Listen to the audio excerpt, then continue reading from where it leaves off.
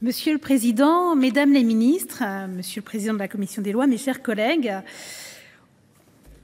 aujourd'hui, les dérives sectaires se sont multipliées, en partie à cause des réseaux sociaux qui permettent à ces discours de toucher le plus grand nombre. Cette menace a aussi grandement évolué. Aux groupes à prétention religieuse viennent désormais s'ajouter une multitude d'individus qui investissent plus particulièrement les champs de la santé, de l'alimentation et du bien-être. En 2021, 4020 signalements ont été enregistrés, un record. Ce chiffre est en augmentation constante depuis plusieurs années.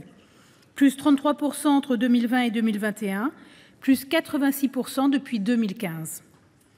Devons-nous lutter ou considérer qu'après tout, chacun est libre de penser et de se soigner comme il l'entend ?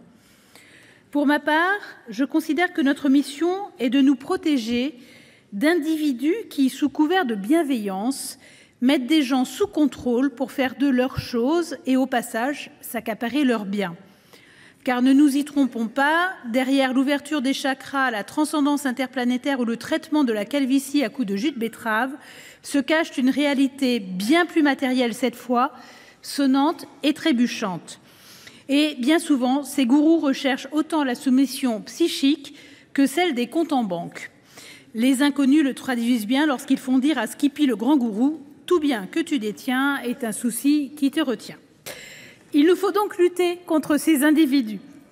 Bien sûr, on pourra m'opposer qu'il existe déjà des sanctions pénales pour les pratiques commerciales trompeuses, pour l'exercice illégal de la médecine, pour le harcèlement moral ou l'abus de faiblesse. C'est vrai, mais est-ce suffisant ? Au regard des chiffres et des rapports, probablement non. Après avoir entendu la KEMAD, assurément non. En effet, nous sommes face à une menace particulièrement difficile à appréhender, protéiforme, discrète, qui joue souvent avec les limites de la légalité en s'abritant derrière la liberté de conscience pour isoler petit à petit ses victimes, et avec des victimes qui n'ont pas conscience de l'être. Il est donc de notre responsabilité de doter l'État, mais aussi nos magistrats, nos policiers, nos gendarmes, des outils juridiques les plus efficaces, ce qui n'est pas simple. Car le texte du gouvernement était apparemment trop large, en particulier sur les articles 1 et 4. Pourtant, il me semble qu'une réécriture plus fine aurait été préférable à une simple suppression des articles en cause. L'enjeu le mérite. Il semblerait que la nouvelle rédaction ne convienne pas non plus. Espérons que la navette permette de trouver la bonne rédaction pour pointer au plus juste les dérives que nous combattons.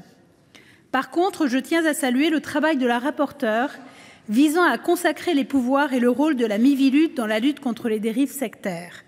Les acteurs de la lutte contre les dérives sectaires étaient très inquiets lorsque la Miviludes a changé de ministère de tutelle.